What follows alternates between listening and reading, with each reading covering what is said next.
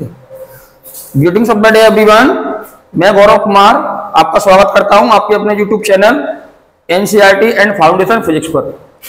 प्यारे बच्चों, आज की क्लास बहुत महत्वपूर्ण होने वाली है और आज जो कल की जो वीडियो थी या इससे पिछली जो वीडियो थी उसी से जस्ट आगे अपन कंटिन्यू कर रहे हैं इसको। और आज हमारे पास टॉपिक है कूलाम का नियम। बोर्ड वाले बच्चों के लिए ये बहुत ही महत्वपूर्ण प्रश्न है, अल्टरनेट करके कहीं ना कहीं एग्जाम में पूछ लिया जाता है, थोड़ा ध्यान दें। कूलाम का नियम। कूलाम हमारे एक वैज्ञानिक हुए जिन्होंने दो आवेशों के संदर्भ में अपना ये नियम दिया। क्लास 11th में हमने एक न्यूटन का नियम पढ़ा है प्यारे बच्चों, न्यूटन्स लॉ। न्यूटन का नियम क्या कहता था? न्यूटन का नियम कहता था कि दो द्रव्यमानों के मध्य कार्य करने वाला बल, आकर्षण बल, दो द्रव्यमानों के मध्य, अगर हमारे पास दो द्रव्यमान है और ये इनके द्रव्यमान m1 और m2 हैं, ये एक दूसरे से स्मॉल r दूरी पर सिचुएटेड हैं, स्थित हैं, तब इनके मध्य कार्य करने वाला आकर्षण बल, इन द्रव्यमानों के गुणनफल के समानुपाती और इनके बीच की दूरी के वर्ग के व्युत्क्रमानुपाती होता है। यह बात कही थी हमसे कक्षा 11वीं में सर आइजैक न्यूटन ने।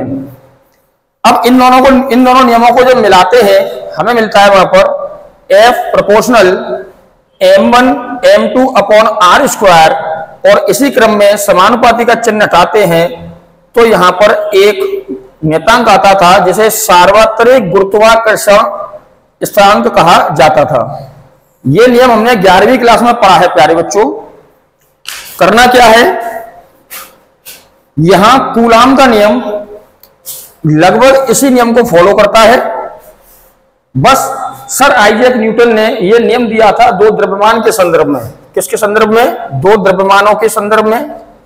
और कूलाम ने जो नियम दिया प्यारे बच्चों वो हमें दिया दो आवेशों के संदर्भ में। तो क्या कहता है नियम? इसी नियम को हमें कॉपी करना है। दो बिंदु आवेश हैं, इनका स्थिति हमें इनका जो नेचर है, नेचर के बारे में हमें कोई सटीक जानकारी नहीं है। Q1 Q2 दोनों पॉजिटिव भी हो सकते हैं, दोनों नेगेटिव भी हो सकते हैं, एक पॉजिटिव और एक नेगेटिव भी हो सकता है। तो प्यारे बच्चों नियम हमारा क्या बनेगा? दो बिंदु आवेशों के मध्य, दो बिंदु आवेशों के मध्य कार्य करने वाला आकर्षण अथवा प्रतिकर्षण बल दोनों आवेशों के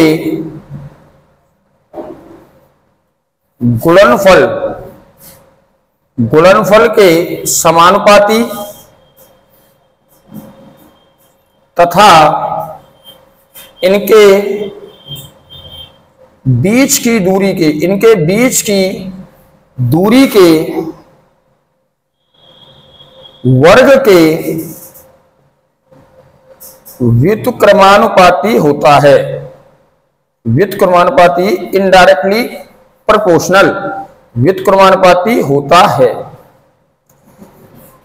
देखिए ये दो बिंदु आवेश हैं और हमने माना ये हमारे आवेश निर्वात जहां वायु नहीं पाई जाती है, निर्वात अथवा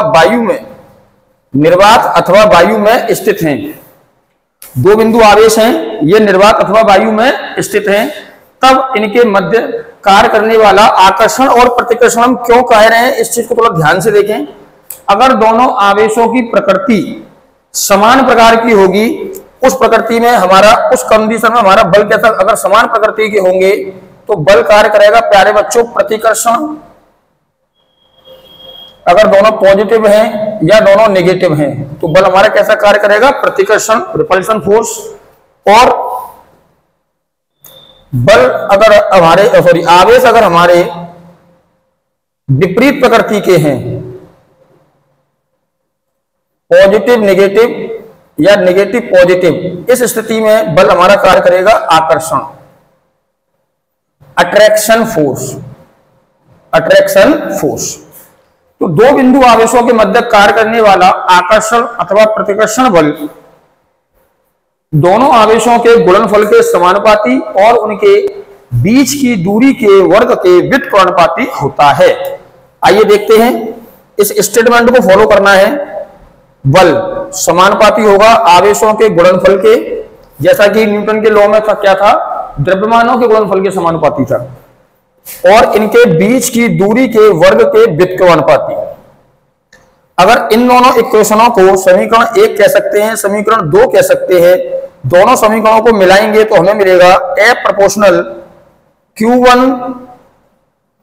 Q2 upon R square, Q1 Q2 upon R square. और समानुपाती का चिन्ह उठाते हैं प्यारे बच्चों, यहां पर हमें प्राप्त होता है capital K, capital K Q1 Q2 upon R square. ये नियम हमें मिल जाता है कूलाम का लॉ, जहां K को हम एक नियतांक कहते हैं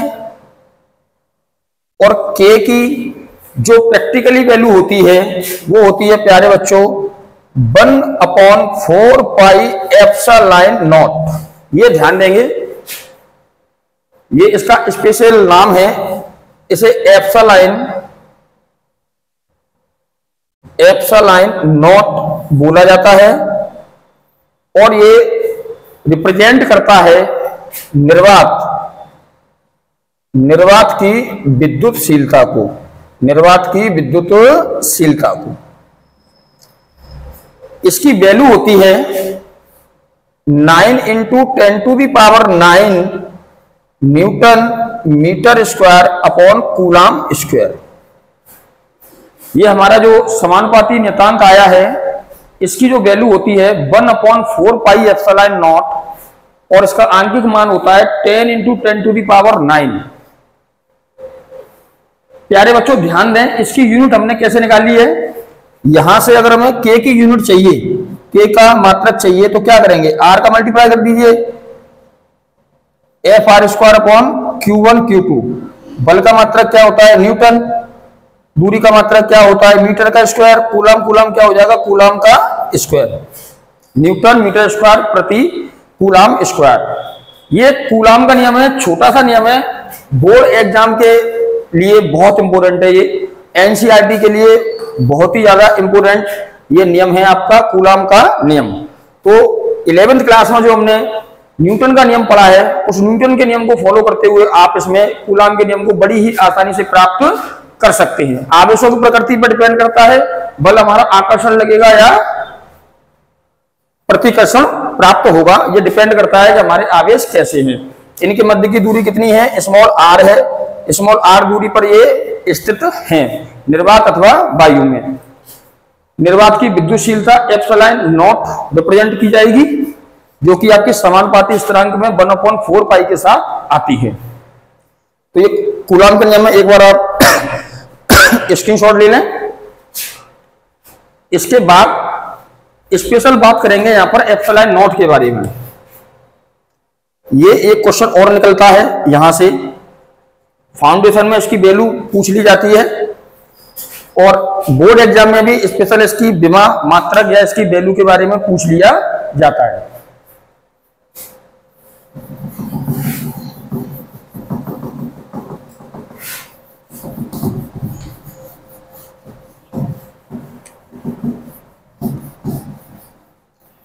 एक क्वेश्चन मिलता है यहां से कि निर्वात की विद्युतशीलता, निर्वात अथवा वायु जहां भी हमारे आवेश स्थित है, अगर नॉट लगा हुआ है तो निर्वात बोलेंगे स्पेशली। निर्वात की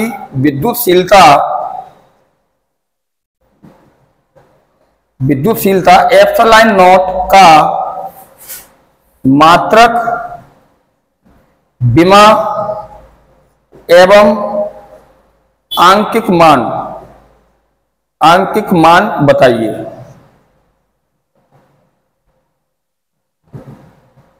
ये क्वेश्चन निकलता है यहां से कि एप्सिलॉन नॉट का मात्रक, विमा और आंतरिक मान बताइए।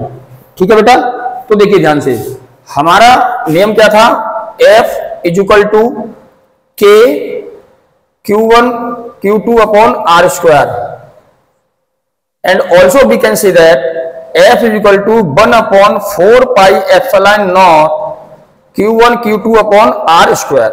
ये भी हम कह सकते हैं, जहां K किसको रिप्रेजेंट कर रहा है, 1 अपॉन 4 पाई एप्सिलॉन नॉट को। जो हमने वैल्यू लिखी थी वो इसकी कंप्लीटली वैल्यू थी, ध्यान दें जरा, न्यूटन मीटर स्क्वायर पर कूलम स्क्वायर, ये K की वैल्यू है, ये 1 अपॉन 4 पाई इसकी कंप्लीट वैल्यू है यहां पर।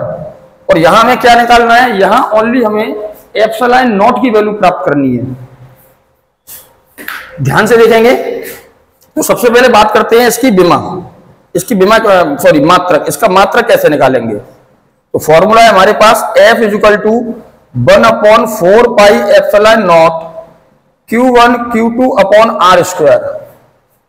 प्यारे बच्चों, यहां से अगर एप्सिलॉन नॉट को अलग किया जाए तो क्रॉस मल्टीप्लाई के अकॉर्डिंग एप्सिलॉन नॉट को यहां लेकर आएंगे, वज्र गुणनखंड होगा, वज्र गुणन होगा, यहां पर F कहां जाएगा, हमारा नीचे जाएगा 1 अपॉन 4 पाई F Q1 Q2 upon R square, Q1 Q2 upon R square. अब हमें क्या निकालना है, इसका मात्रक, एंड हम जानते हैं कि 1 अपॉन 4 पाई की वैल्यू कितनी होती है, 3.14 या 2.2/7 अप्रॉक्स लगभग। तो यह एक नियतांक हो जाएगा, निश्चित वैल्यू आएगी और ये मात्रकहीन होगा, मात्रकहीन, इसका कोई मात्रक नहीं होगा। तो हमें क्या प्राप्त हुआ, यहां से कूलम, आवेश का मात्रक क्या होता है, कूलम, 2 आवेश है मल्टीप्लाई कूलम, ये हमारा मात्रकहीन है। बल का मात्रक क्या होगा, न्यूटन, मल्टीप्लाई दूरी का मात्रक क्या होगा, मीटर का स्क्वायर। तो इसे हम लिख सकते हैं शॉर्ट में, कूलम का square upon newton multiply metre का square, C square upon NM square. ये इसका मात्रक निकलकर आ रहा है, किसका, निर्वात की विद्युतशीलता एप्सिलॉन नॉट का। ध्यान से देखें, हमारा कूलम का नियम क्या था, 1 upon 4 pi epsilon not Q1 Q2 upon R square. Cross multiplication से एप्सिलॉन नॉट हमारा कहां जाएगा, ऊपर, F इसकी जगह ले लेगा, तो क्या आएगा यहाँ पर 1 अपॉन 4 पाई हमारा मात्रकहीन है। F हमारा बल होता है, बल का मात्रक न्यूटन, आवेश का मात्रक कूलम, एक और आवेश कूलम, दूरी का मात्रक मीटर का स्क्वायर, कूलम पर न्यूटन मीटर स्क्वायर। बात करते हैं इसकी विमा। आपको रटने की कोई आवश्यकता नहीं है प्यारे बच्चों, एक हो दो हो तो उसे हम रटें, परंतु यहां आपके जितने टॉपिक आएंगे सबकी मात्रक विमा आपसे किसी की भी पूछ सकता है बोर्ड एग्जाम के लिए। तो ये इंपोर्टेंट है, ये भी क्वेश्चन आज आपका इंपोर्टेंट है, आज की क्लास आपकी बहुत इंपोर्टेंट है, दोनों ही क्वेश्चन बोर्ड के लिए मोस्ट इंपोर्टेंट है प्यारे बच्चों। अब इसकी विमा निकालेंगे, एप्सिलॉन नॉट, हमने इसका मात्रक निकाल लिया, 11वीं क्लास में हमने पढ़ा है, मात्रक से ही हमारी विमा निकलती है, कूलम का square upon newton multiply metre का स्क्वायर। और हम अच्छे तरीके से जानते हैं आवेश की विमा Q बराबर IT होता है, यहां से इसकी विमा निकाली जाती है। I हमारी विद्युत धारा है, I क्या है यहाँ पर प्यारे बच्चों, विद्युत धारा, जो कि हमारी मूल राशि आती है, मूल राशि में आती है, और T क्या है, समय। विद्युत धारा की विमा क्या होती है, विद्युत धारा की विमा क्या होती है, इसका मात्रक होता है एम्पियर, इसका मात्रक क्या होता है, एम्पियर, और इसकी विमा होती है A। समय का मात्रक सेकंड और विमा होती है इसकी T, तो आवेश की विमा हो जाएगी AT। ये आवेश की विमा निकल रही है, कहां से निकाला हमने, Q इक्वल टू IT, मूल राशि से। T होती है विद्युत धारा, और विद्युत धारा की विमा क्या होती है, विद्युत धारा का मात्रक क्या होता है, एम्पियर, और एम्पियर को रिप्रेजेंट करते हैं A से विमा के तौर पर। T हमारा समय है, समय का मात्रक सेकंड, और इसकी विमा हो जाएगी T, कैपिटल T। तो देखिए कूलम का square, that we can say AT का स्क्वायर, न्यूटन, न्यूटन हमारा बल है, बल न्यूटन, इसका मात्रक होता है, और न्यूटन की विमा होती है MLT-2। तो ये हो जाएगा हमारा MLT-2, और क्या बचा, मीटर का स्क्वायर, मीटर की विमा होती है L, आप सभी को पता है, विमा क्या कहती है कि विमा कभी भी नीचे हमको नहीं रखनी है, विमा को हमें ऊपर रखना है। तो सारी विमाओं को आप ऊपर लेके जाएंगे। m1 पावर है, इसको ऊपर ले जाएंगे m की पावर -1। l मल्टीप्लाई में पावर ऐड होती है, l की पावर 2 और l की पावर 1। l की पावर दोनों मिलकर कितनी हो जाएंगी? 3, और ये पावर ऊपर जाएंगी तो l की पावर बचेगी -3। एक बार फिर से देखें, यहाँ 1 l है, यहाँ 2 l है, 2 l और 1 l की पावर 3 ऊपर ले जाएंगे -3। t प्लस है, t की पावर 2 है, यहाँ -2 है। अगर a -2 ऊपर जाएगा तो +2 हो जाएगा, t की पावर हो जाएगी प्यारे बच्चों 4, t की पावर 4। क्या बचा? a की पावर कितनी है? 2। तो ये विमा हमारी जब एकत्रित की जाएगी तो हमें मिलेगा m की पावर -1, l की पावर -3, t की पावर 4 और a की पावर 2। ध्यान दें, विमा को इस ब्रैकेट के अंदर ही हमें लिखना है, इस प्रकार के ब्रैकेट का प्रयोग ना करें प्यारे बच्चों। ये आपने 11वीं क्लास में बहुत अच्छे से हम लोगों ने देखा है। तो ये निकलता है इसका मात्रक और ये निकलती है इसकी विमा। अब बात करते हैं इसका मान। इसका मान पूछ लिया जाता है तो इसका मान जो होता है प्रैक्टिकली 8.854, ये इसका अंतिम मान है 8.854 निर्वात अथवा वायु के लिए। ठीक है, निर्वात के लिए इसके 8.854, क्योंकि एप्सिलॉन नॉट है, इसको इसका मात्रक लिख देंगे साथ में कूलम स्क्वायर, न्यूटन मीटर का स्क्वायर। तो तीनों चीजें हमारी यहां कंप्लीट निकल के आ चुकी हैं। निर्वात की विद्युतशीलता, एप्सिलॉन नॉट का मात्रक, इसकी विमा और इसका आंतरिक मान, ये कूलम के नियम में आता है प्यारे बच्चों। और ये क्वेश्चन बोर्ड एग्जाम में कई बार पूछा जा चुका है। फाउंडेशन में शॉर्ट में इसकी मात्रक पूछ लेता है और इसकी विमा पूछ लेता है, नीट में पूछा जा चुका है कई बार, और इसकी वैल्यू भी पूछ लेता है कभी कभी कि इसकी वैल्यू कितनी होती है, 8.85 कूलम स्क्वायर पर न्यूटन मीटर स्क्वायर। दोनों ही क्वेश्चन आपके लिए इंपोर्टेंट थे प्यारे बच्चों। क्लास आपको रेगुलर मिलना स्टार्ट हो गई है, ज्यादा टॉपिक आपको अभी नहीं कराए जा रहे हैं। उम्मीद करता हूं टॉपिक आपकी समझ में आएंगे, अधिक से अधिक बच्चों तक पहुंचाएं। जो बच्चे किसी प्रकार की कोचिंग अटेंड नहीं कर पा रहे हैं, किसी प्रकार का सुविधा शुल्क अध्यापकों को नहीं दे पाते हैं, उन बच्चों के लिए बहुत ही महत्वपूर्ण क्लास ये रहने वाली है। उम्मीद करता हूं सभी बच्चों को समझ में आया होगा। धन्यवाद।